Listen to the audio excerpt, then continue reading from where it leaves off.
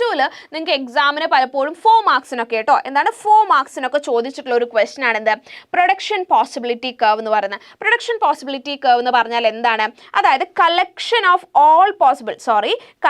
Of എന്താണ് all possible combinations of the goods and services that can be produced from a given amount of resources and a given stock of technological knowledge is called production possibility set of the economy. അതായത് at a time ഇപ്പോൾ ഈ പറഞ്ഞേക്കുന്ന ഈ ഒരു സമയത്ത് നമുക്ക് available ആയിട്ടുള്ള ടെക്നോളജിയും അതുപോലെ തന്നെ നമുക്ക് അവൈലബിൾ ആയിട്ടുള്ള റിസോഴ്സസും വെച്ചിട്ട് നമുക്ക് എത്രത്തോളം പ്രോഡക്ട്സ് ഉണ്ടാക്കാൻ പറ്റും. അതായത് ഇപ്പം 2 പ്രോഡക്റ്റ് ആണ് ഉണ്ടാക്കാൻ പറ്റുക എന്ന് വിചാരിക്കുക. അപ്പോൾ ഒരു കേക്ക് ഉണ്ടാക്കാം, ചോക്ലേറ്റ് ഉണ്ടാക്കാം, 2 പ്രോഡക്റ്റ് ആണ്.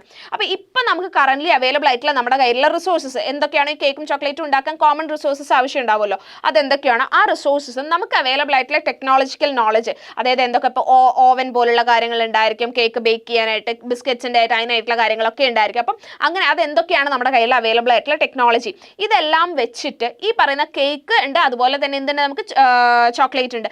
ഇതിൻ്റെ രണ്ടിൻ്റെയും എന്തൊക്കെ കോമ്പിനേഷൻസ്, അതായത് ഇപ്പോൾ ഒരു കേക്ക് 5 എണ്ണം ആണെങ്കിൽ ചോക്ലേറ്റും 5 എണ്ണം, അല്ലെങ്കിൽ ഇത് കേക്ക് ഒരു 6 എണ്ണം ചോക്ലേറ്റ് 4 എണ്ണം, അല്ലെങ്കിൽ കേക്ക് ഒരു 4 എണ്ണം ചോക്ലേറ്റ് ഒരു 6 എണ്ണം എന്ന് പറഞ്ഞ് ഡിഫറെൻറ്റ് കോമ്പിനേഷൻസ് നമുക്ക് ഉണ്ടാക്കാനായിട്ട് സാധിക്കും.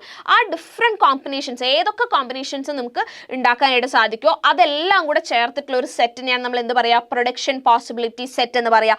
ഇത് നമ്മൾ ഇതിൻ്റെ ഒരു എന്താ പറയുക, ഈ കോമ്പിനേഷൻസ് എല്ലാം കൂടെ പ്രസൻറ്റ് ചെയ്യുന്നതാണ് എന്ത്? നമ്മുടെ പ്രൊഡക്ഷൻ പോസിബിലിറ്റി കർവ് അല്ല. അപ്പോൾ production possibility curve is the locus of points of combinations of these 2 goods that N economy can produce with available resources and technology. അതാണ് ശ്രദ്ധിക്കേണ്ടത്. അവൈലബിൾ റിസോഴ്സസ് ആൻഡ് ടെക്നോളജി വെച്ചിട്ട് ഇക്കോണമിയിൽ produce ചെയ്യാൻ പറ്റിയിട്ടുള്ള 2 ഗുഡ്സിന്റെ different combinations ആണ് എന്താ production possibility കർവിൽ കാണുന്നത്.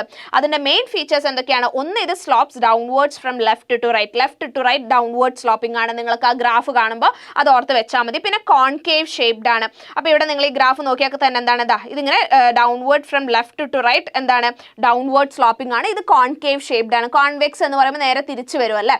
പിന്നെ ഇതിൽ ഇമ്പോർട്ടൻ്റ് ആയിട്ട് ഈ ഒരു ഗ്രാഫിൽ നിങ്ങൾ ശ്രദ്ധിക്കേണ്ട കാര്യം, ഈ ഒരു പ്രൊഡക്ഷൻ പോസിബിലിറ്റി കർവ് എന്ന് പറയുന്നത് ഇതല്ലേ.